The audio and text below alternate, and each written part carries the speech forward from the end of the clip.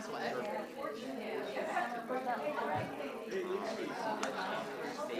Steve said he'd come if you need him.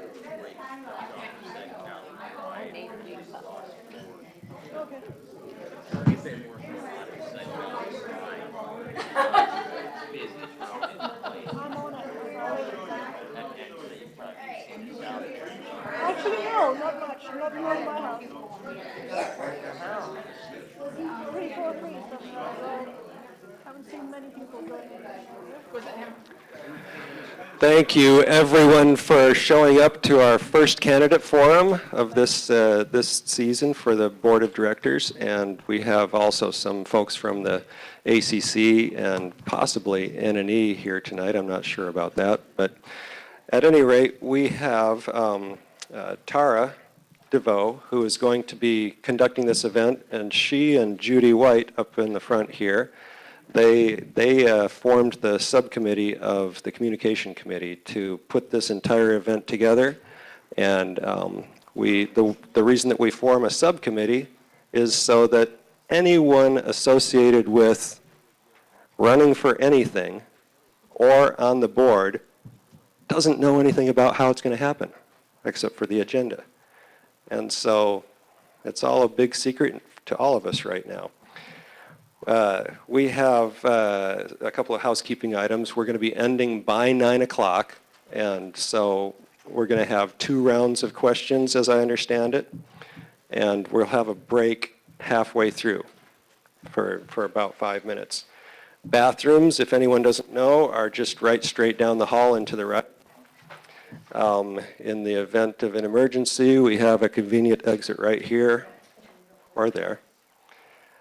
Table of handouts that each candidate has provided, if they wish to do so, is out here on the table in the hallway, along with a box that folks can put questions in for the next session. Anyone running for the nomination and election committee here tonight? There we have a couple of them. We have Ann Gray, who is running for the committee, and Sharon Wash, amen, who is also running for the committee. And Architectural Control Committee, I know I see Rob Gibbs over there, and he is also currently serving on the committee. Anyone else that I can't see around the pillar? No? Okay. Great. Well, thank you all for showing up to this. And I'm sorry, ma'am, are you running for something? No, I'm asking you a question. I didn't miss your name. Oh, you did, actually. I apologize. My name, and I think this microphone might be having a problem. My name is Eric Trower, and I am the chair of the Communication Committee here. So thank you. And one last thing. The candidates are going to have apparently 2 minutes to answer each question, just to keep things moving along. And Judy has got this convenient blinky light timer here that she'll push a button and it'll turn green. And after 2 minutes, it'll start flashing red. And so that means it's time to wrap it up. So with that, let me give this over to Ms. Tara DeVoe. All right, thank you. Hey, so tonight I just want to go over the process. Today is just about getting to know the candidates, and I know a lot of people have questions in the community. So we put a question box out for you to put your questions in, and then on October 20th, when we have the forum, then there'll be the open mic, and we'll be able to ask questions of the candidates. But for their first round, I wanted to keep it more relaxed and just have questions that Judy and I have come up with, and I hope that they're good. Just so you know that we asked all the candidates to research the Sudden Valley's Article of Incorporation, bylaws, covenants, rules, and restrictions, or other governing documents in order to provide answers that demonstrate both their understanding of restrictions that may affect decisions or changes and how they would accomplish changes, improvements within those constraints. So the process tonight is we're going to start off, and they're each going to have 2 minutes to introduce themselves, and they have 2 minutes to say what they would like. And then we have 12 questions. So we'll go down from candidate 1 to candidate 6, and then we'll repeat that. And after we've gone through the 12 questions, we'll take a short 5-minute break, and then we will put the questions back in the jar, and we will re-ask those questions to different candidates. And then at the end, they will have about 1 to 2 minutes if they want to say anything in closing. Yeah. Not tonight. Those questions are for October 20th. Yeah. Okay. So we will get started with Andrew. You are candidate number 1 tonight. If you have 2 minutes. Great, thank you. Can everyone hear me? Wonderful. Again, my name is Andrew Entrikin, and I'm excited to be here. Before I begin, I just want to thank all of you for taking the time out of your evening to be here with us tonight. I certainly appreciate that. Gosh, where do I start? I'm an interim board member now. I also serve on the communications committee. My wife and I, we moved to Sudden Valley a little more than a year ago, so we are new. So I'm still learning a lot, and I'm not going to pretend that I know everything. And that's part of the reason why I'm here is to learn more, because as I became interim board member, I quickly realized that, wow, there's a lot that I don't know, and I want to keep learning. I'll also mention that I'm 27 years old. I have 2 kiddos and a wife, a dog, and I have my phone out. I'm not trying to be disrespectful, but we are expecting our 3rd kiddo. So if you see me bolting out the door, that's what's going on. You'll see my handout that I provided in the hallway. I don't know if I printed enough for everyone to see, to take one. So if not, feel free to reach out to me afterwards and I will print a copy for you or email an electronic version. But I'm Andrew Entrikin, and I'm here to help. Like the government.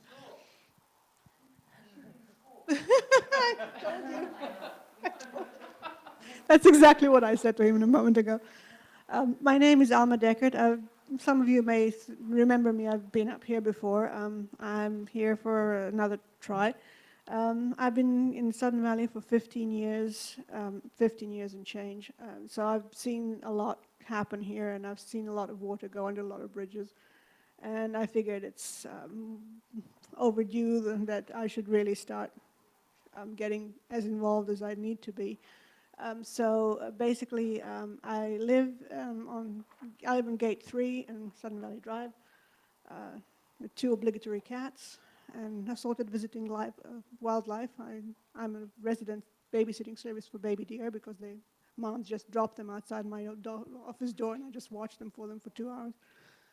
I'm here because I feel the need to be the voice for a lot of the community which needs to be heard, and I hope to be able to do that for people who need to get their ideas out there. So thank you all for coming. Appreciate seeing you, and thank you. Hi, my name's Sam Shahan, and I moved here from Las Vegas in 2011. And we were renters at first, and then we bought a home. We lived at Gate 5, which I found to be too dark. And then we moved down, a little more sunshine, down by Gate 9. And I've been just retired. I was a structural steel iron worker. I was running work in Las Vegas, and then I was requested to leave that area by my wife because she wanted to live in a better place. So we did, and it's way better here. It's amazing here. And so I was hanging around, and then I saw the little help wanted sign over there at Area Z. And I went in, and they said, "You'll do," you know. And so I went out and started working on the roads this summer, trimming trees and flagging, putting stuff in the chipper, and it's hard work. And it's a lot of time to think and see what goes on, too. A lot of the people out here drove by and waved, sometimes a funny wave, because they were late, you know. But everybody got a lot better after. We did a lot better job directing the traffic. Things were pretty smooth. And I got to meet a lot of people. And I also got to hang out with the maintenance guys in it. So while I was doing that, I was getting aggravated. I got really mad about some of the things that were going on. I even talked to Mitch about some of the things because it wasn't right. Anyways, at the last minute here, I was still working, you know, and still finishing up. They want me to stay another month, even as bad as I was to those guys and yelling at them about things. But we're very efficient now in trimming the trees. We've been really doing a great job, and the guys really are good guys, and we're having a blast, and it's hard work. But anyways, there's some stuff that I saw that really I could see in the whole infrastructure. I've spent a lot of time out looking at it, and I decided to run for the board. Thank you. Hello, everyone. My name is Whitney Pierce. I have over 30 years of experience as an art director and graphic designer, and 19 of those were spent as a small business owner with my husband. I've lived in Sudden Valley for almost 4 years. In November, it will be 4 years. And we had been in Bellingham for 21 years, so we consider ourselves local. We moved to Sudden Valley to get closer to nature, and I mean, that's what a lot of people say, but it is a beautiful spot right here just outside of the city. I've been very active in several clubs and committees, including president of the garden club, manager of the community Barnview Garden, a team member of Sudden Valley Strong, and Breakfast with Santa volunteer. And I am excited about the future of Sudden Valley.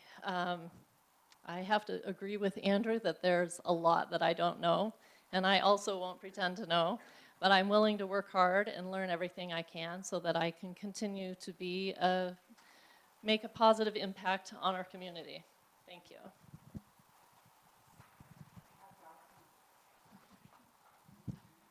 Hello, my name is Paula Birchler. Again, I want to reiterate the thanks for everybody coming here. It's gratifying to see so many people out here for the community. And that's really why I'm up here, is I'm passionate about building community and bringing community together. My husband and I moved here almost 3 years ago. And I didn't immediately jump into the community, kind of took a little bit of time and sat back a little bit. Saw some things that really concerned me, and decided to figure out what in the heck was going on. There was a lot of passion behind some things, and decided to go kind of figure those things out for myself, and honestly found a whole different side of things than what I had thought was going on. So again, volunteering and being in my community and being involved was really important. So I joined the communications committee, because one of the first things I thought was, we really don't do a good job communicating with our people and bringing them in and bringing them into community to understand what's going on in our neighborhood. And I think that that's really important. I've talked to a lot of people. I think they try. It's hard. If you think about it, communication's probably the biggest problem in relationships, in your workplace. Nobody feels communicated with well. It's not always easy. And so I wanted to be on communications to be part of that. And the other part, I wanted to take my professional experience and join the finance committee and really figure out what was going on there as well. And it's been an eye-opening experience, to say the least. And so I'm pretty passionate about where Sudden Valley is going. I'm so hopeful about where it's going, but I think we need to do it with community, and we need to continue to build the community and the collaboration and the communication, and that's really why I'm up here today, is to run for the board and bring that in whatever way I can to Sudden Valley. Thank you.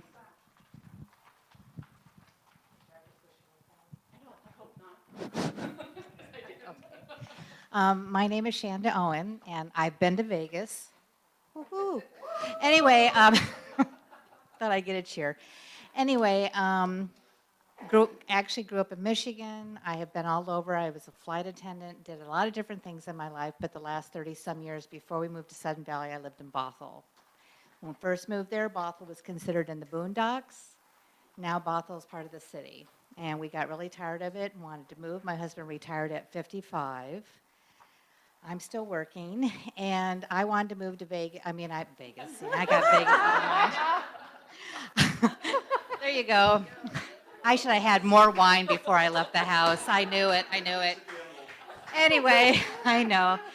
So I wanted to actually move to Arizona, and I'm almost in Canada, go figure. But one of the reasons we moved up here is my husband wanted to live in a resort community. And his first thought was the golf course. Now, we live in Gate 3, so we're not on the golf course. If anybody's been on Sudden Valley Drive, we finished a house that had been abandoned in '06, walk-in nightmare. And people drove by it for years, and we were the ones who took it over and finished it. My whole career has been in management. I started with Nordstrom's downtown Seattle back in 1981, and have been a manager with them since. My whole thing was I personally don't want to be on a board. It's not something that I wake up in the morning and say, geez, I want to be on a board. I want people to leave me hate mail. I want all sorts of other things happening. But basically what got me started was I bought a dog, an Australian Shepherd, 2 years ago. And as you know, an Australian Shepherd needs more room than what I don't have a fence. So I've been going to the dog park, and all of a sudden we realized through the grapevine that the dog park was changing. And I had never seen more people come to a meeting than the dog park committee meeting. Oh, has it been 2 minutes already? Oh my gosh. So anyway, that's what got me started. You just have to kind of read my bio, and we can go from there with some more questions later, I guess. Thank you, guys. Thank you for sharing. That was awesome. We're going to move into the questions, and I'm just going to draw the question out, read the question. Andrew, we're going to start with you, and we'll go right down the line. So, first question. Okay, question number 1. How do you define transparency as it relates to our community's board of directors? What methods would you use to reach a general accepted level of transparency? Well, gosh, thank you for the question. I think transparency, the conversation surrounding communications ties directly into the conversation of transparency, especially relating to the board. Gosh, by a show of hands, how many people feel that the board has been transparent with the membership? Okay, so it looks a little split.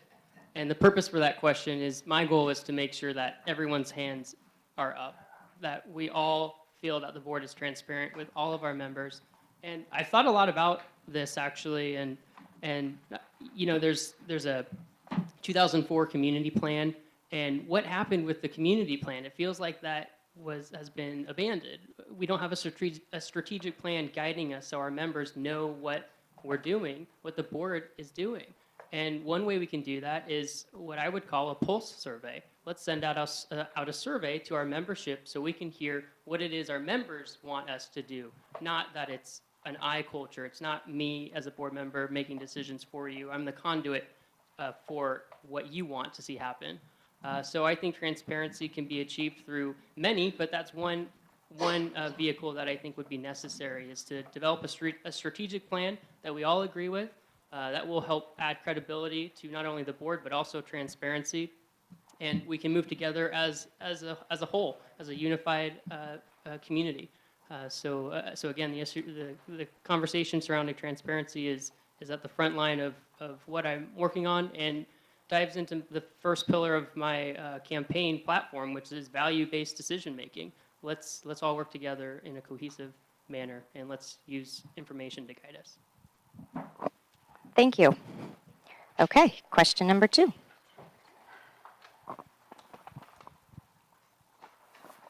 Alma, to what extent do you think the roads improvements and maintenance should be a priority in our budget? Oh, wow, that's an easy one. I would think that this community actually exists as a little spiderweb of people living in these little spiderweb roads. And this is absolutely essential, that we absolutely have a way of getting in and out of our homes and getting to where we need to go and where we want to be without facing obstacle courses to get there. And basically the roads are the fundamental thing that this community needs to deal with right now. You know, over and above everything else, over and above resort community assets, over and above everything else, the roads are the basic thing that this community exists around. And we need to make sure that those things remain in a sound condition and good enough repair so that we can all be safe and you can use them without falling off into ditches and generally getting drowned in potholes and whatever else goes on out there. Part of this, of course, is the whole winter issue thing, and I am aware that there are difficulties with doing things like snow removal in difficult to reach areas. But in the last bunch of years that we've had big snow events, we've had, where I live at least, we've had snow plows that literally take off the top layer of the snow and leave the ice layer underneath. So they're not really helping me. They're taking off the traction, if there was any, and they're just leaving the slide. So something needs to be sorted out there. But roads are, and I cannot underline this enough, roads are fundamental to this community, and they need to be taken care of first before anything else is done. Okay, thank you very much. Sam?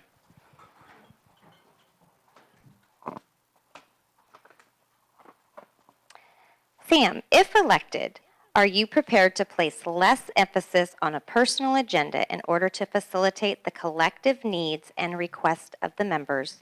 Please give at least one example. One example of my personal agenda?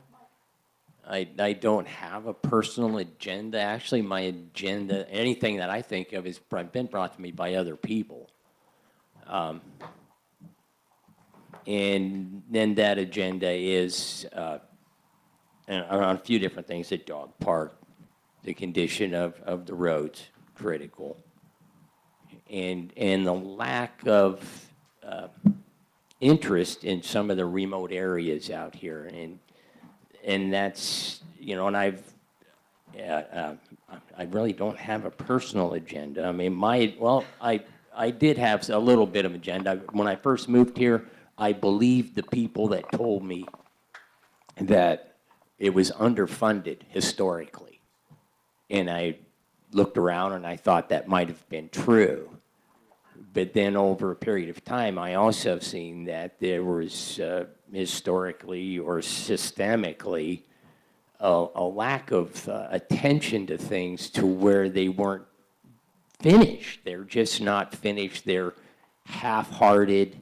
There's things that go on that great idea, and jump into it and do it part way, and then we lose it. And we didn't need to do certain things that in a hurry. There's some stuff that was not well thought out, and then we invested money in it, and then it became a sinkhole. And we needed to face the fact that the initial investment needed to be a lot more, and we needed to own up to that. And that was one thing that I haven't seen is that, so we kind of pour our way around a lot of things. And so in the meantime, we have lost structures. We have lost programs. And that's because we didn't want to face the actual true cost of doing it the right way. And it wasn't about employee salaries. Thank you. Thank you, Sam. Okay, Whitney. What is your view of the new Washington Common Interest Ownership Act, WCIOA, and its effect on our HOA? I hate this question. Sorry. Can I get a new one? I have to say, I just know the basic knowledge of what it is. I know it's a very complicated law. I know that the way that it affects us is that in the past, we've had to have a 60% vote of the people voting, and the new law is that we have to have a 51% majority of the membership. So historically, the numbers of the people voting here have been really low. For us to get 50% out of 3,200 members would be 1,600 members. So it would require a lot of people showing up and a lot of people voting, whether they vote yes or no on things. We need to get the word out and get people voting. I don't know if it's apathy or if they just think someone else is going to vote, or I don't know what it is. But I think we need to make it clear to our members what that means. I know there's been a couple things that have been printed in the views, but it's complicated. And if just the general person is reading it, it doesn't make any sense. It doesn't hit you where if you read it, you wouldn't say, oh, that affects me directly. But I think it's important for us to actually get the word out in a simplified manner so that people know how important it is to vote in not just the upcoming elections, but in every election for us, because it affects our future. Thank you, Whitney. Okay, Paula, next question.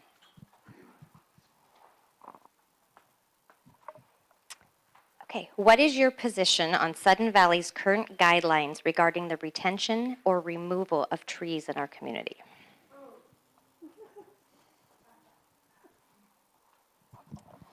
Well, thank you for that. You're welcome. I'm just drawing the questions. Specifically of our guidelines for them, I actually do have a lot of thoughts on the way we're managing our trees within the Sudden Valley. I think I moved here because of the forest. I literally didn't even walk into my house before I told my husband, put an offer on this house. I walked into my backyard, and I live up at the top of Gate 3 in a forest, and I absolutely love that. And so far as the ACC guidelines are, a lot of those are, we have Whatcom County that we have to deal with when we're looking at trees. We have our own regulations. I am a tree hugger by heart. I work in the recycling industry, it's what I do. And I think that we actually do need to be looking at the health of our forests in Sudden Valley a heck of a lot more than we currently are. I want to see us maintain trees. I want us to see hillside integrity. I live at the top of a hill. It's very, very important to me. I do think that we have some dangerous conditions in some of our areas within our forests, though, and I think that there's a lot of underbrush, a lot of trees, dangerous trees that aren't necessarily hitting the top of the danger list, but that nonetheless need to be looked at.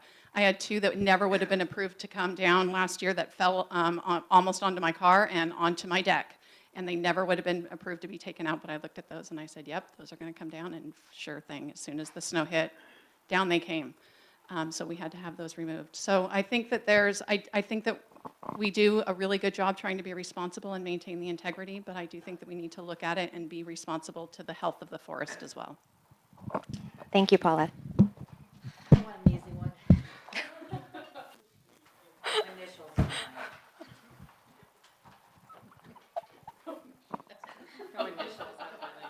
There's no initials. Okay. How would you utilize social media in your role as a board member?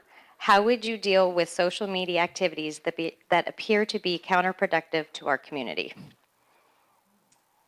Oh, goodness. Well, I think that comes down to the communication, and again, with the transparency, which I would love that question. It's actually in my bio. Because one of the things I found out is, like, even with the dog park, nobody knew about it. So there's different ways of communicating, and I think the thing is that with social media, first of all, there's a few things.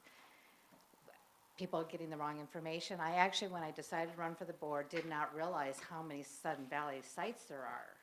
Some of them aren't very pleasant. Some of the language that's used, we're not very nice to our neighbors. Misinformation. So I think that all boils down to, again, the fact that we're not communicating. I do not, unfortunately, read board minutes. I don't have the time of day. I don't have the time. I don't know about certain things, and if I have to find out through board minutes, I'm not going to know. And so we have to find out a way that we have citizens in our community that don't even have internet. We have citizens in our community who are elderly, who don't have the information. So does that mean that we don't include them in our decision-making? And I think that's wrong. And I think that when it comes to social media, that I think that we need to have one site that's based with reality and truth, and hope that every single person in our community is part of that site. We're never going to get rid of the naysayers and all the other sites. which I'm glad that we have. I mean, if we didn't have those, I think there's some things I might not even know, and that made me go ahead and research it to see if they were actually accurate and if they were or not. So that gave me an opportunity to actually look a little bit further. I don't think we're letting people know. And I think what's happening is that because there is no communication, these sites are going crazy. All the misinformation is out there. Everybody's saying negative things. Nobody's saying things that are truthful. Some things are truthful, but nobody's actually monitoring it. So I think what Sudden Valley needs is a board of directors website that actually is strictly the board of directors. That the information is not, it has to be in layman's terms too. I mean, I'm an intelligent person, I went to college, but I still don't know everything when it's in there. Thank you, Shonda. Okay, round 2. You ready, Andrew? Might just mention after this round. Yeah, after this next round, we'll take a 5-minute break. Okay. This is a good question. Andrew, since moving to Sudden Valley, in what ways have you contributed to your community? Well, gosh, thank you for that question. You're welcome. In what ways have I contributed to our community? So, as I stated in my introduction, my wife and 2 kids moved here a little more than a year and a half ago, and we noticed the same things going on social media, and I found it difficult to do my own due diligence and my own research with the tools that I have to my disposal before I became a board member, and I found that difficult and challenging to find information, and so that's what prompted me to get involved, because before I started making assumptions or writing my own stories based off of information that I could not verify whether that was, it was accurate or not, I said I'm going to get involved in the limited capacity that I could. So I went to the natural route, which would be the communications committee, and I learned a lot in the communications committee in terms of what we are doing, and there's a lot of good things going on in this community, and there's a lot of hardworking people trying to get the word out about everything that we're doing. So I don't want to underestimate all the good work that everyone's been doing for many years, but I think there's a lot more we can be doing. So back to the question on the communications committee, and as I started coming up with ideas and working collaboratively with other members of the team, community members said, well, maybe you should put your hat in for the interim board position that came up. And I said, oh my gosh, okay, I'm involved in the community. I have where I work in Skagit County heavily. I have a full-time job, kids, all this. And I said, on a limited basis, I'll be happy to serve on an interim basis. So the board members at the time decided to appoint me as the interim board position, so I currently serve in that capacity. And like I said in my introduction, I've learned a lot, but there's still a lot more that I need to learn before I make assumptions, and there's a lot of research that I need to do, we need to do in partnership with our members, and that's the second pillar of my campaign, which is research-based decision making. And I feel like that's important, and we need to not only run all of our decision-making processes through our values, but also make sure it's research-based. Thank you. Thank you, Andrew. Question number 2 for you, Alma. Ready?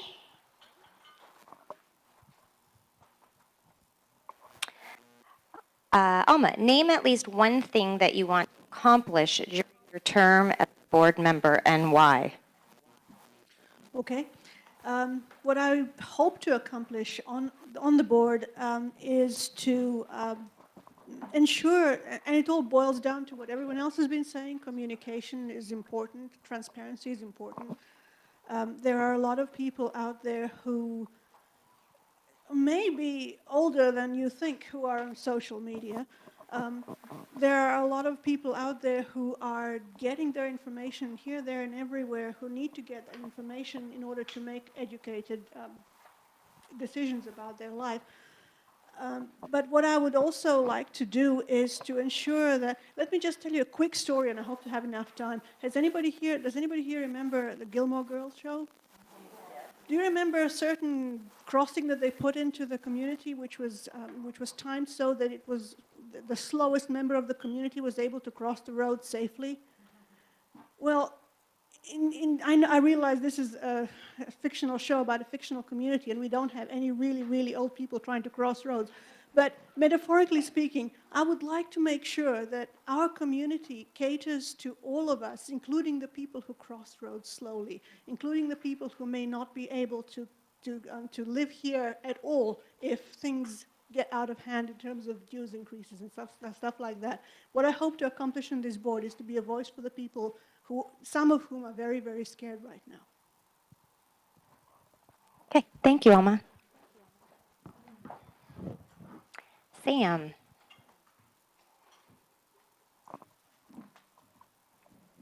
Sam, being a board member of our HOA demands a huge amount of time and effort. If elected, how do you plan to find necessary amount of time to devote to this volunteer position? Well, first thing, I'll finish my job working out in the streets of Sudden Valley for the homeowner association, because that's supposed to end anyways, and then I'm retired. And there it is. I've got all the time on the planet. The only thing that I do take care of is my daughter. And so football game, she's in the band, or flag twirler, or the color guard, as they call it, in orchestra. So I do that, but the rest of the time, morning, noon, and night, and I've got time then to do 3-year commitment to make some choices. That quite a few of them are probably going to be hard, especially the fact that I don't like to just raise dues just because we've got really grand plans, because there's a lot of folks out here that would be hurt badly by that, and we need to be sure that they're brought along and they're going to get something for their money too. But as far as the time goes, I got a green light. I guess I can keep going about a few things. Yeah, so I have the time. I've got plenty of time, and and the time I have spent since I've been up here has been helping the neighbors fix their houses. And I also worked in the library when I was digging out the mud and the bugs out of there when we did the first one that turned out so beautiful, but then we had a problem with the structure over it, and we lost that building. But I spent weeks and weeks of 10-hour days over there helping out because I had some time. So I'll have plenty of time, and I still have plenty of time, but that's all I've got. I'll be able to handle that. Thank you, Sam.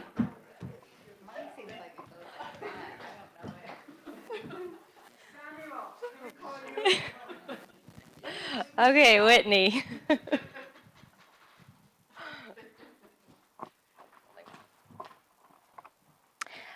Board committees include communication, finance, park trails and recreation, document review, and emergency preparedness. Where do you think your talents would be best utilized and why? I would have to say communications, just because that's my experience for the past 30 years. As you probably noticed, I am not a terrific public speaker, but I'm hoping that a lot of the job requirements for that committee would be behind the scenes, which I'm very good at, behind the scenes organizing and managing. And I also agree with a couple of the people on this table about the miscommunication and the lack of communication going out to the members. I think it's unfortunate. I'm not sure what the solution is for it, but like I said, I'm willing to work hard, and part of my platform is to think outside the box. I would love to talk to community members to find out what they think would be helpful and come up with some solutions so that we can get our members the correct information and try and bring people together. Sometimes it seems like it's us against them, and instead of we're all in this together. I mean, this membership is ours, and we pay for it. Our neighbors are in it with us, whether we like their politics or not. So we need to find a way to work together and be kind to each other and support each other, regardless of the decisions made. Thank you, Whitney. Okay, Paula. In your opinion, should any, all, or none of our amenities be self-supporting and why?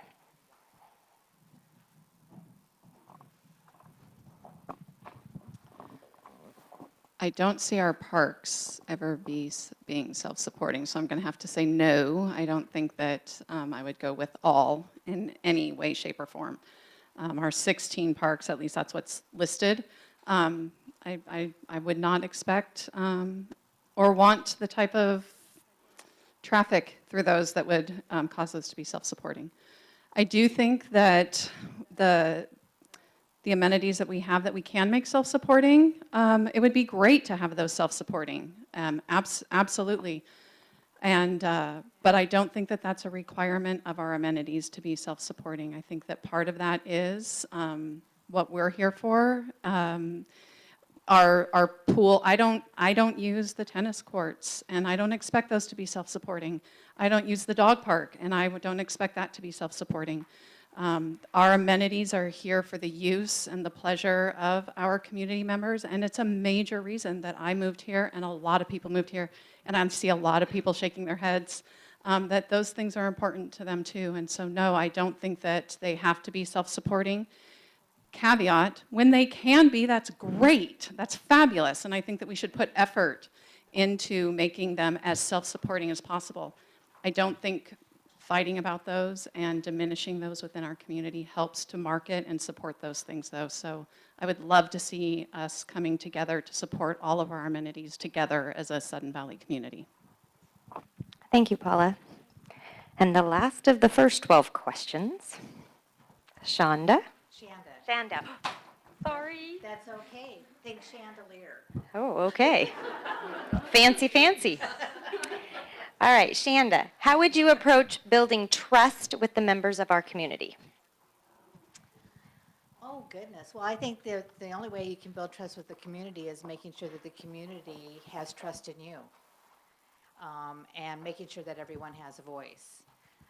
I think that when we dismiss people, I will say I've been to a meeting recently and I felt very belittled and dismissed when I went to that meeting.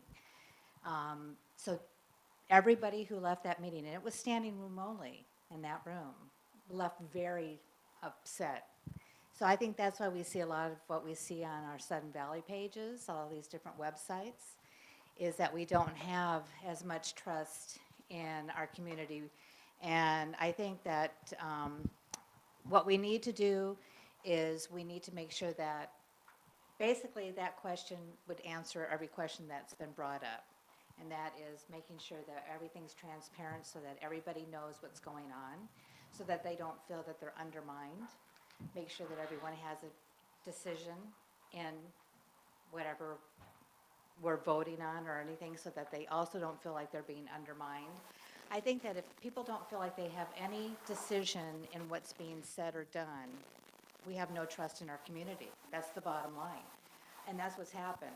When I came to, and it was a dog park meeting, we were talking about it, and actually, the first thing they did was talk about how the fact that it was in board minutes.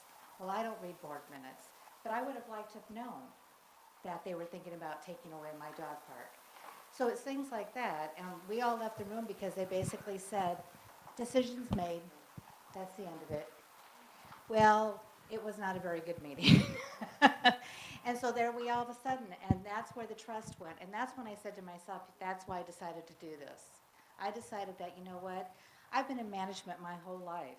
I know how to talk to people. I think that the only way we're going to build trust is that we make sure that every single person has everything to say. Thank you, Shanda. Yes. Okay. Shanda. Okay, it's 7:47 right now, so why don't we take a break to 7:55 if you need to use the restroom.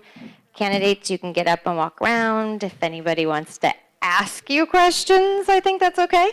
And at 7:55, we'll get started again. Okay, thanks.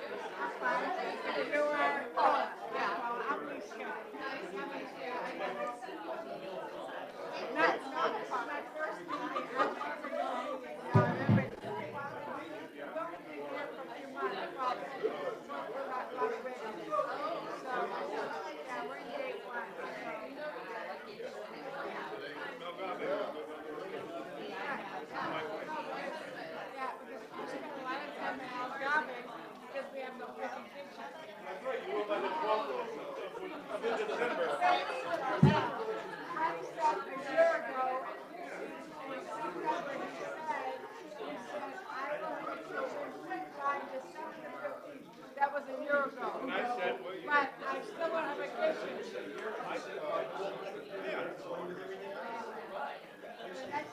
Nice to see you.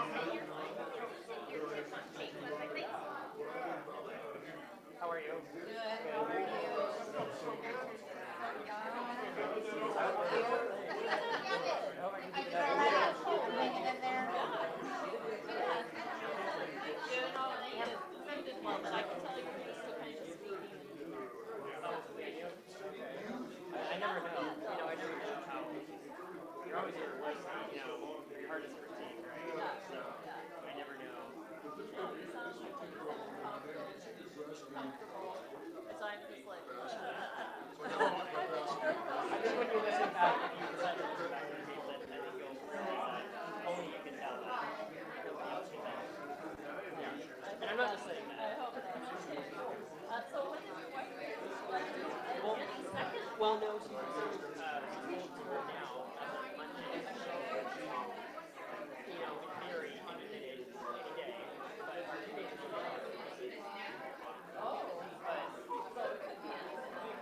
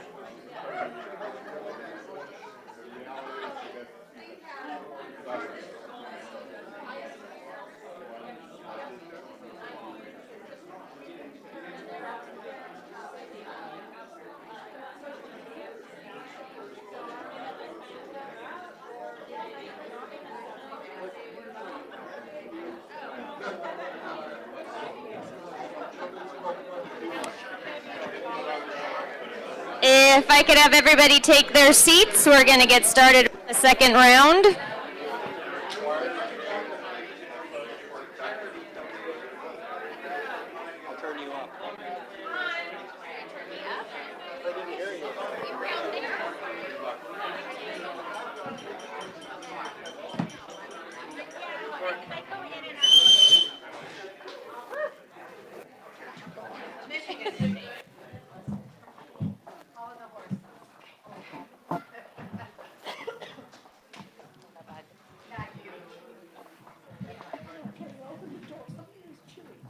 Okay, welcome back to the second round. I just want to remind you that there is the box outside if you have any questions, to please write them down and drop them in the box for us. And we're going to start round 2. It is a repeat of the 12 questions, and we will have a different candidate answer them. And Andrew, we'll start with you again.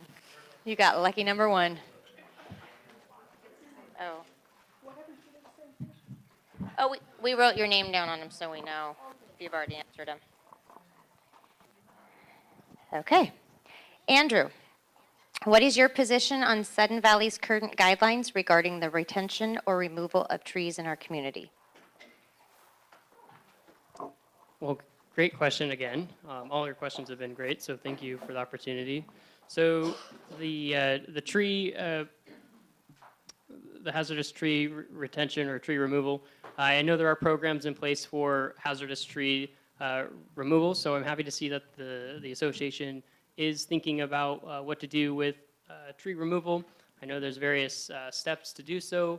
I know that community members are informed when there's an emergency tree removal that needs to happen. So I think the policy is great, and I think that as far as I know, I haven't heard anyone mention that there are significant issues with the existing policy, although I may be wrong. Okay. Thank you, Andrew. Alma. Okay. Alma, if elected, are you prepared to place less emphasis on a personal agenda in order to facilitate the collective needs and requests of the members? Please give an example. Absolutely, and that's what I've been doing all the time. I don't and this question has been answered in previous round, saying there is a personal agenda and there's a personal agenda. My agenda, if you want to call it that way, and I'm using air quotes here, is ensuring that the people who live here and who came out here for whatever reason is important to them are not put in a position where they are driven out of a community which they came to love because of reasons that are beyond their control. In other words, my agenda, if you want to call it that, is to involve this community in all of this community, in what is going on in this community, and to basically make sure that all of us are able to keep up. In that context, yeah, I'm putting everything aside for that. I'm putting everything aside to make sure that I can represent anybody who comes to talk to me with an issue that they have. And I am more than willing and very eager to put it into practice as a board member, to work towards making sure that those issues are addressed, whatever they are, whoever they are.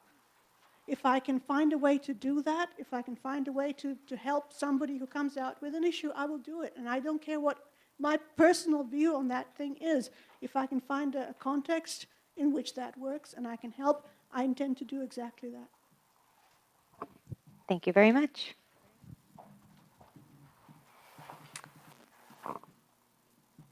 Sam, name at least one thing that you want to accomplish during your term as a board member and why.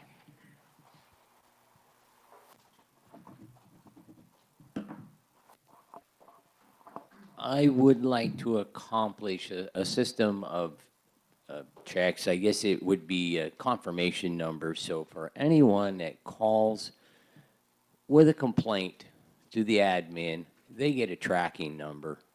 And then those tracking numbers will be handled by someone sent to the right department.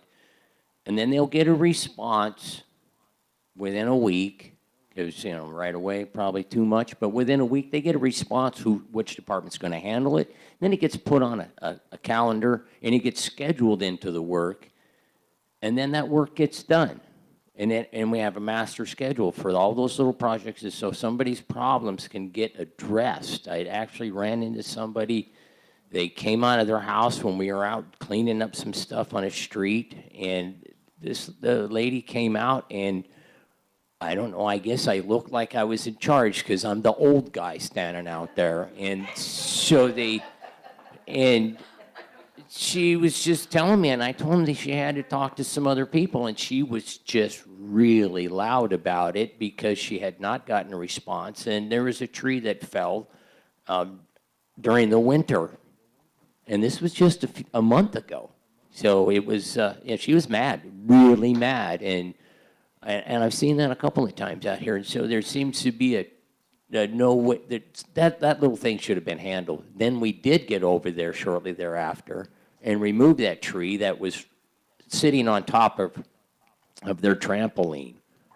And it was from Sudden Valley's property. And those are the kind of things as a board I'm going to be livid about, because those little simple things, that's what makes everybody mad. And then you say, well, we want to raise a few dues to help, and they're mad. You know, and there's a lot of people, and then they tell their neighbors, and now I'm not managing the time. So, thank you. Thank you, Sam.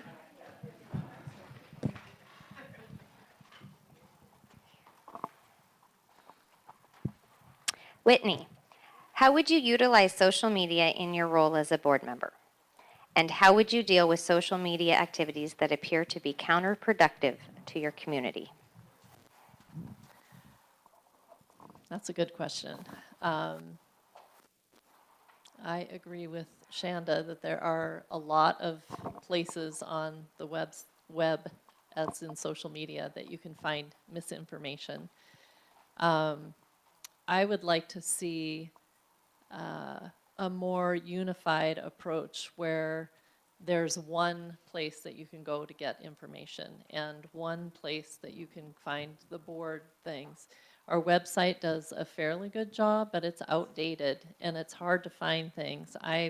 Even in my research for this meeting and board things, the search function doesn't work properly. So to try and tell people, oh, you can find our budget on the website, I couldn't even find it on the website. So I think social media, I almost think there needs to be like an ombudsperson or some sort of person that would be responsible for handling the misinformation or negative information that goes out, because a lot of that instigates a lot of madness and hatred that doesn't need to be there, because a lot of it is caused by facts that are misread or misinterpreted.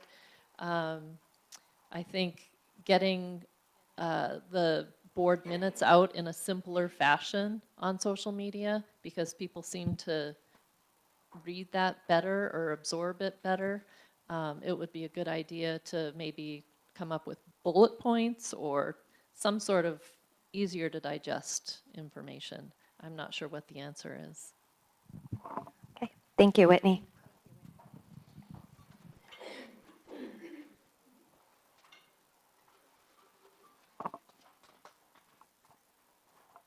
Paula, what is your view of the new Washington Common Interest Ownership Act, WCIOA, and its effect on your HOA?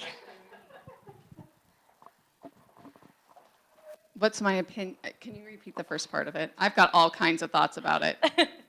What is your view of the new Washington Common Interest Ownership Act and its effect on our HOA? Okay, go. So I've done a lot of research into this law, largely because in the beginning, I honestly was just kind of seeing what I saw on Facebook and not really paying super close attention to it, and getting my information from other people. As we've talked about, social media had some really interesting things to say about it, and it really caused me to go in deeply. Every time I saw something, I'm like, oh my gosh, are you serious? That's so wrong.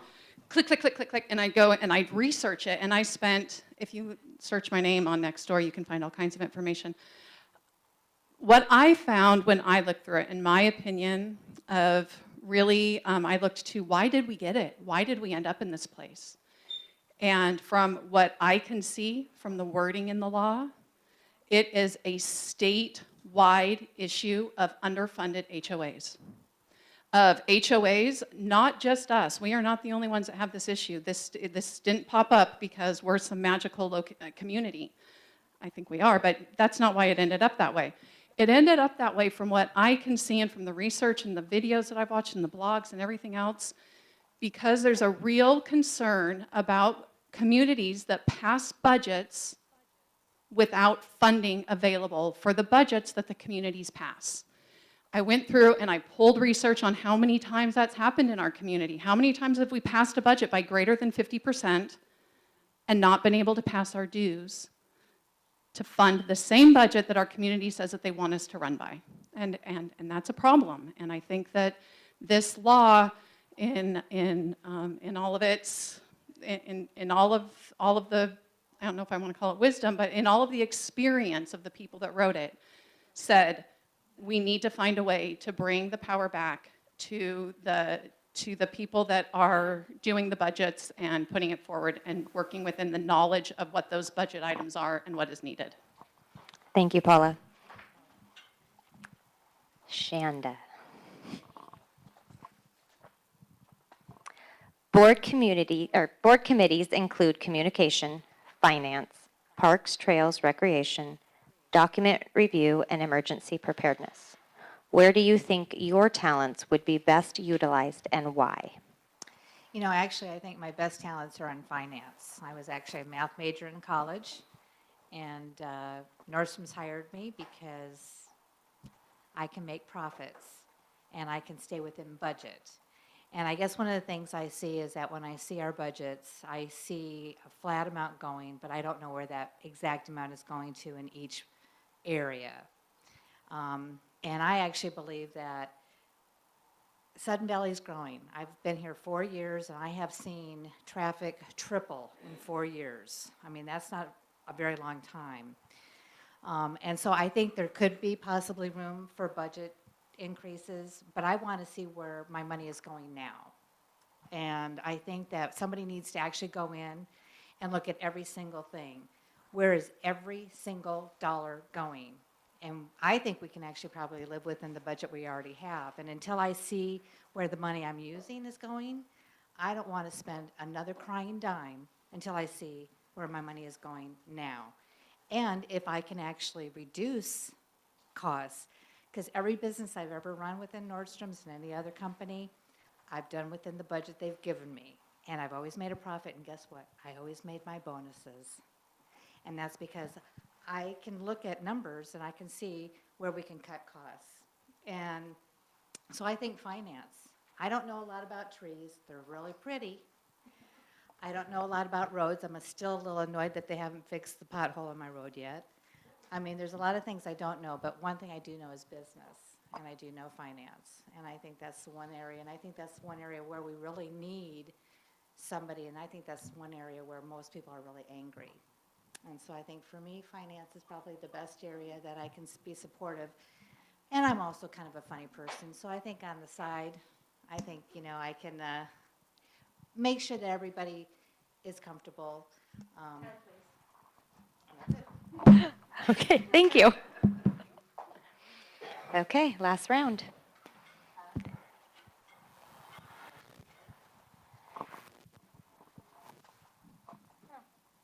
We've already asked you that one. We can put it back. Oh. Okay. How did I whip both ears again? Okay, here we go. Being a board member of our HOA demands a huge amount of time and effort. If elected, how do you plan to find the necessary amount of time to devote to this volunteer position? Thank you. being a board member requires heaps amount of time and dedication. It means time away from your family. It means time away from doing all these other fun things that you want to do. And I just want to restate the fact that this is a volunteer position. So, I mean, we're all here to do good things for the board and move together as a collective whole.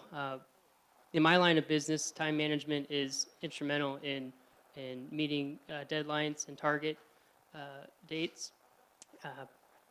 Like I said in my introduction, I'm involved in a variety of community organizations. I serve on executive committees for large organizations such as United Way, down to small organizations such as the Padilla Bay Foundation, which is to maintain and protect the Padilla Bay watershed.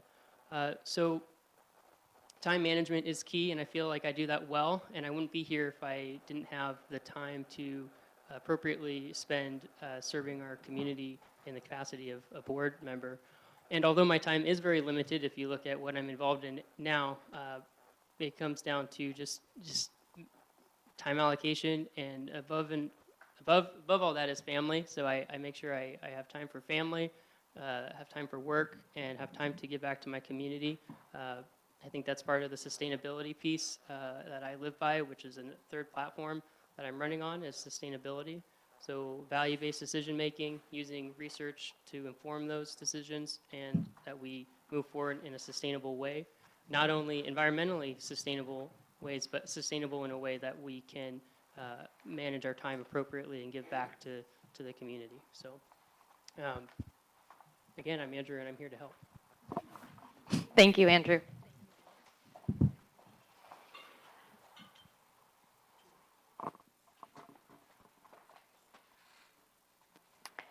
Okay, Alma, in your opinion, should any, all, or none of our amenities be self-supporting? Please explain.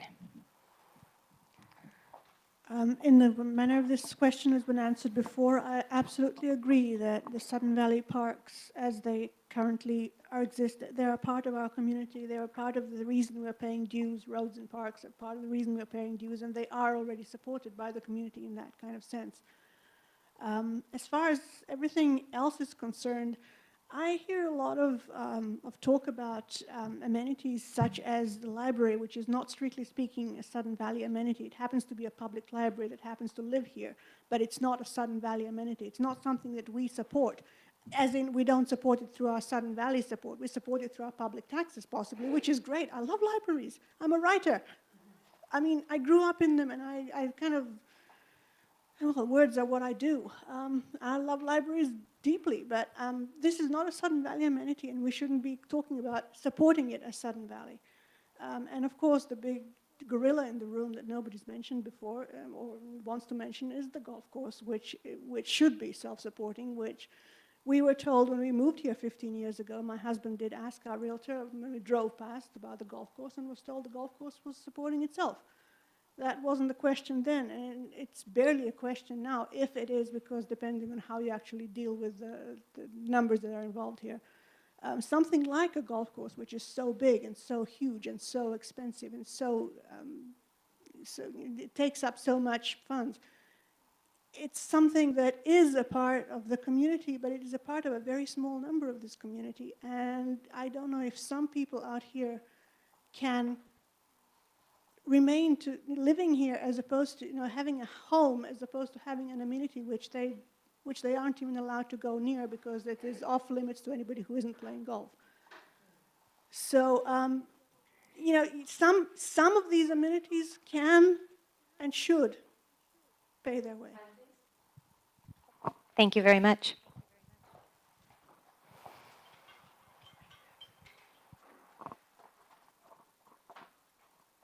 Sam, to what extent do you think the roads improvement and maintenance should be a priority in our budget?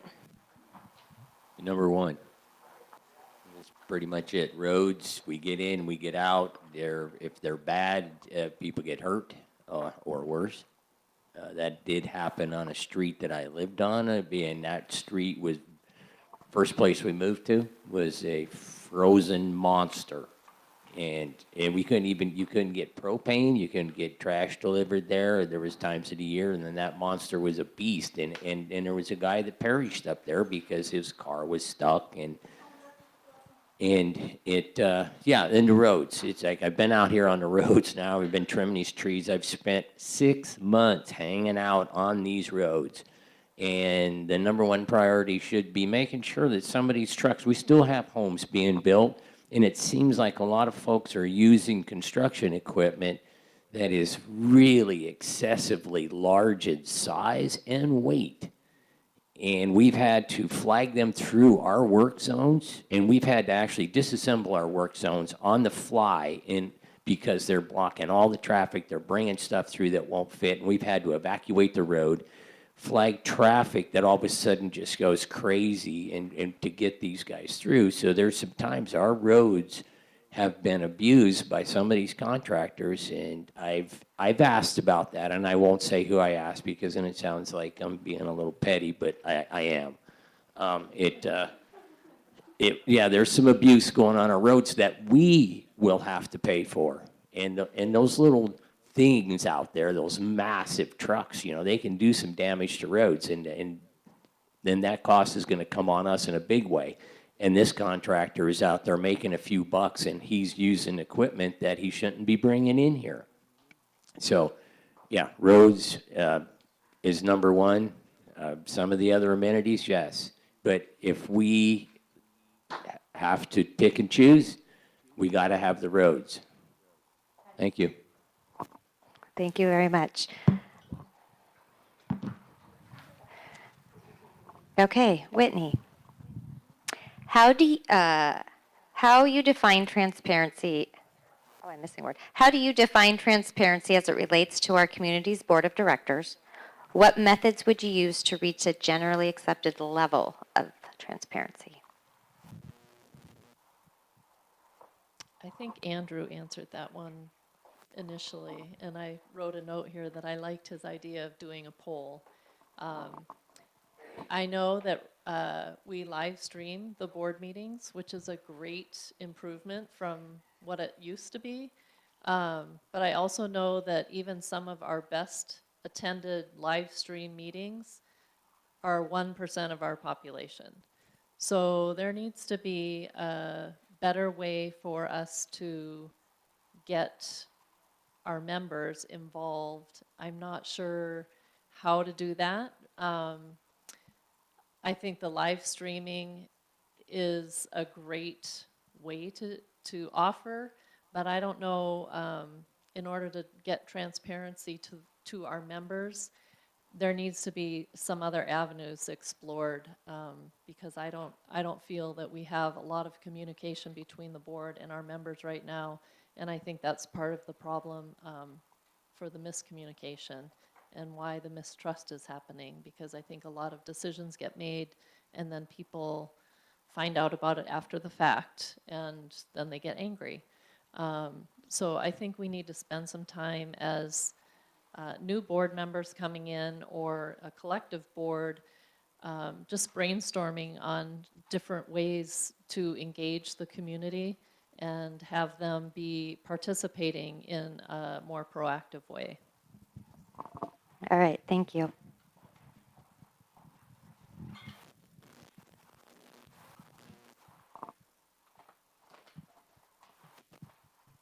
Paula, since moving to Sudden Valley, in what ways have you contributed to our community?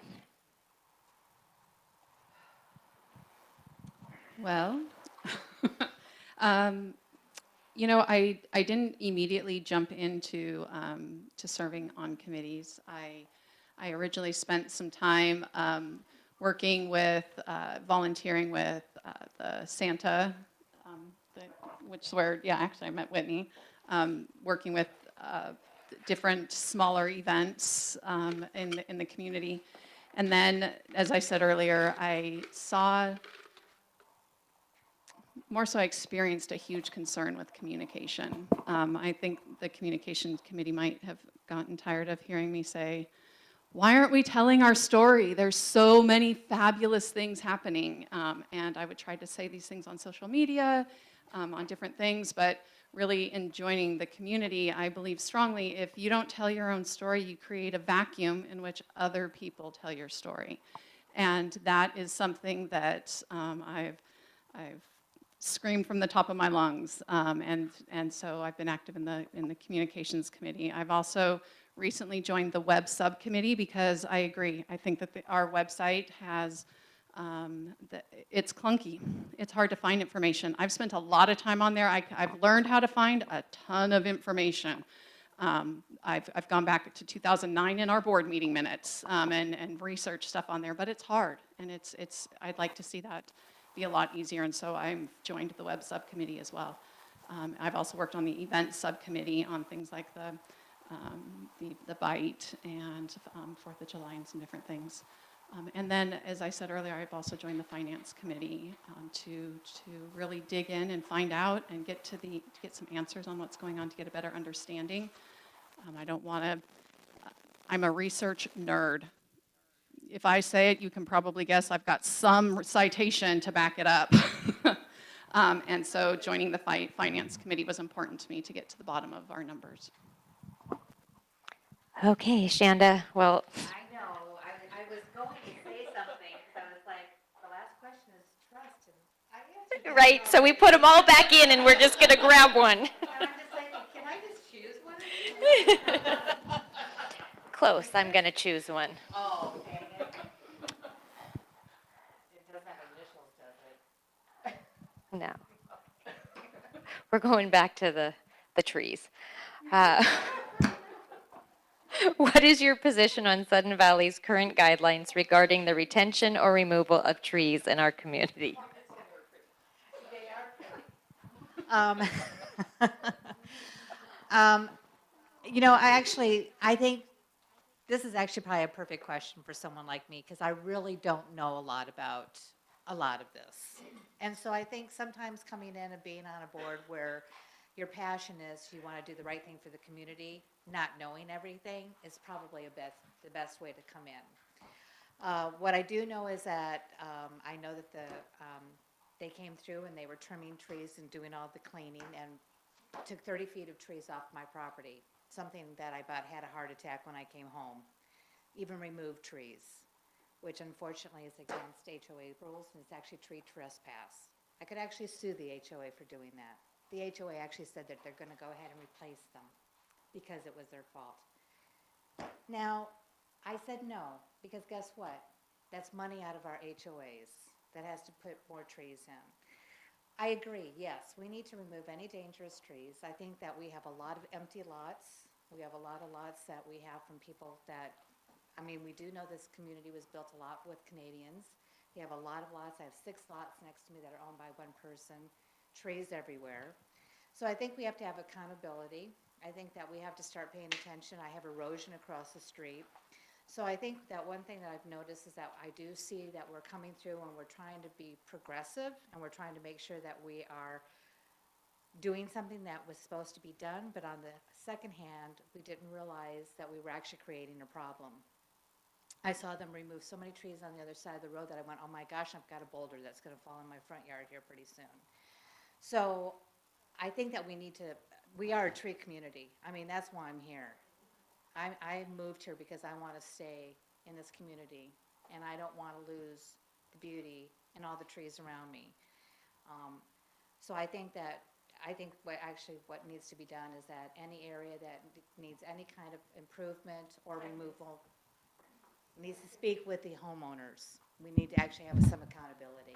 Okay, thank you very much. We're going to give them one opportunity to go back through again in case there's something that they wanted to say that they didn't get a chance. And if you guys can keep it to about a minute, we can still use the timer in case we go to 2. So you can pass if you want to, or if you do have something that you think that you really want to say tonight, then this is the opportunity. Andrew? Well, one last opportunity. Gosh, well, thank you for the opportunity. When my wife and I moved here a little more than a year ago, Gosh, time flies. You know, we're looking out our window and we see deer running around, and you know, we don't see large skyscrapers. We see trees, and I love that about the community, and that's why we're here. And we're going to do everything we can, we collectively, to preserve that. And my wife and I have talked about how this is our first time home buying experience, and we are probably going to be around for a little while. So we are interested in preserving the natural surroundings of our community, and that's important to us. With everything I've said tonight, though, all of that aside, safety is also a high priority. When I drive to work, I see kiddos walking down the street or the roads. And if I want to take my daughter up to the mailboxes to get the mail, we have to jump into the bushes, basically, because cars are coming. So there's so many issues and things that we can tackle, but as I've stated before, we as a community need to prioritize because we just can't do everything at once. So we all have a lot of ideas, and we need to start prioritizing and work as a team to fulfill those priorities.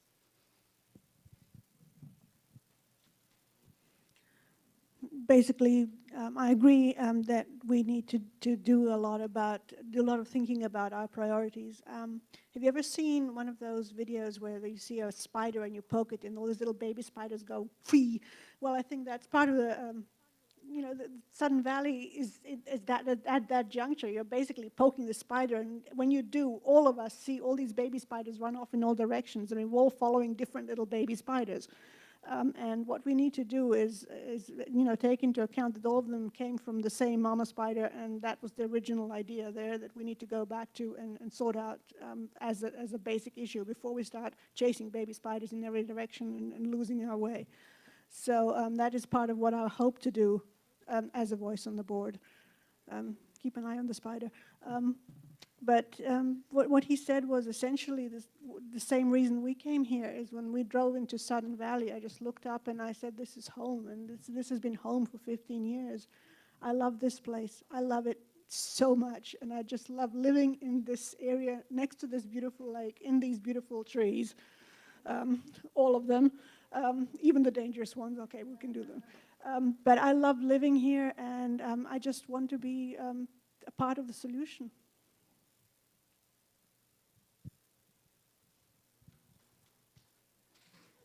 You ready? All right, here we go. Yeah, the trees. I was eating my lunches for the last 5 months out in a lot of those trees, and sometimes 2 lunches because we were working long days.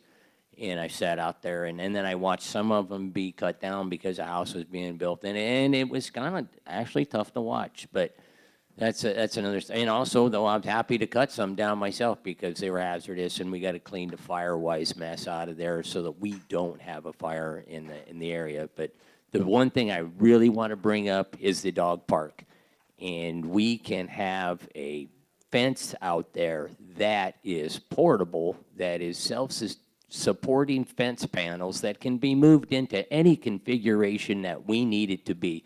So when the bathers want to come out there for a little while, when the weather's nice, you change the fence over, you move it. When it's sloppy out there and people just want to play with the dogs, you move the fence back. It takes no time whatsoever. The fence could be beautiful little panels, and they can be stored right alongside the tennis courts and also create an avenue for the dogs to walk down to the dog park so they can leave the parking lot and go right down that with portable fencing. So then 4th of July, make our patterns of whatever we want with that fence. We want to have some concerts in that open area. We can just move that fence around and we can just enjoy the whole of the park. And that one thing about that big area is it would be a crime to plant posts in there right down through the middle of that wide open area. It's like, then no one can run freely through there, and then it's screwed up for all the events, and that's kind of disgusting to put in a big wide open field like that, the way it was intended to be open for various uses. We can get the other uses, but not if we put concrete out there and posts. Thank you.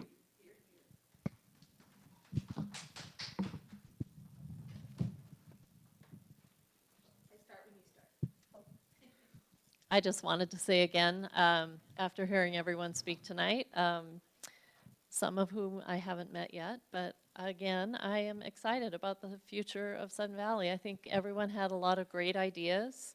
And part of my hope is that if elected, I will be able to collaborate with some of these people and more members of the community so that we can work together and forge ahead and make it as great a community as we all know and want it to be.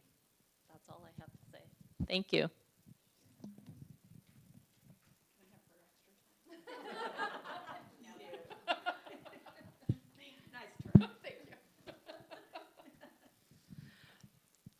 I just have two major points. I'm going to try to get to them each really quick. The first one is, I think, just in what we hear up here today, there's a lot of things that we all agree on. There's also some things that we don't agree on. Sitting on a board with a community like this, there's going to be tons of people that we agree with, and there's going to be tons of people that we don't. And I think one of the most important things that I want to bring to the table is the ability to sit down with people I don't agree with. I agree with my husband on about 20% of things, and I adore the man. I think he's fabulous and wonderful, and I choose to go home to him every day. Do not agree with anything politically and about 20% of everything else. But I sit down with him, and I talk to him, and we work through things, and we collaborate, and then I want to bring that to the board table because we have to listen to each other. I had a great experience at El Agave. It's one of the reasons I sat down with somebody I never agree with on social media. We sat down for 3 hours and chatted one night. And it was fabulous. It was wonderful, and it just reaffirmed my faith in my community and our ability to sit down and work together, even when we don't agree. And I can be opinionated, but I like to talk to people and see where other people are coming from as well. The other one is I don't want to walk away without saying, we talk about what would we change, what would we improve. I don't want to walk away without saying there is so much right in our community. We focus a lot on the things that aren't, but there is so much to be grateful for, and that our board members do right, and that our volunteers do right, and that our administration does right. And I just don't want to walk away and forget about that, whether it be in our communications or our website or everything else. In all of the areas that we have big change and big things that we need to do, never lose sight of the fact that what we do have here, and that there's something to improve upon, but that it's worth improving upon. So thank you.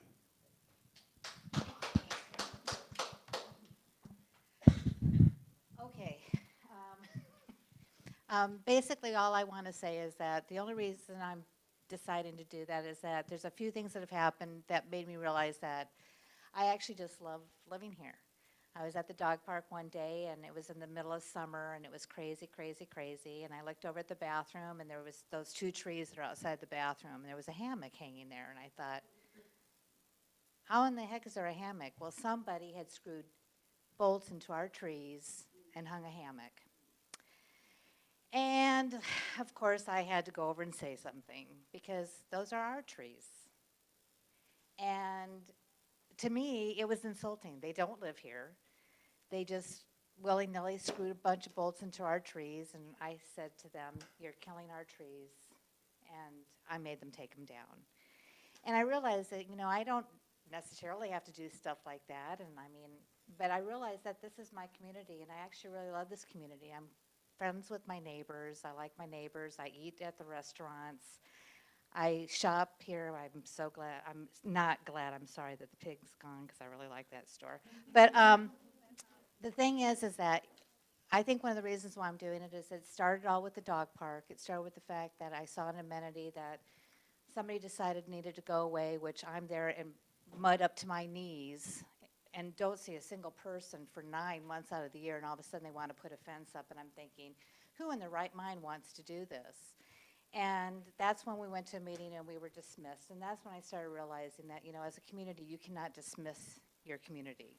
You need to say oh gosh, my community all of a sudden is not happy. Stop. We need to rethink this. We needed to make a different decision and go about it a different way. And that's when I decided.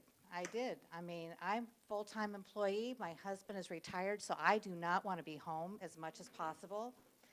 if anybody has a retired husband, they will understand. Uh, So anyway, but that's why I decided to run, and just because I love the community.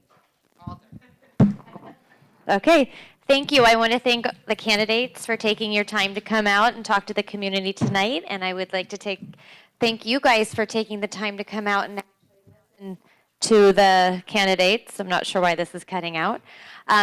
We will have another opportunity on October 20th. Sweet. Maybe we should bring a big cake. October 20th, we're thinking probably about 1 o'clock earlier in the day. And at that time, we will have opportunities for the community to ask questions. So please feel free. We'll be here till we said 9 o'clock if you want to talk to the candidates. If you have questions, there is a questions box. Please put your questions in there to help us create more questions for next time. We definitely will be using what's in the question box. Okay, thank you.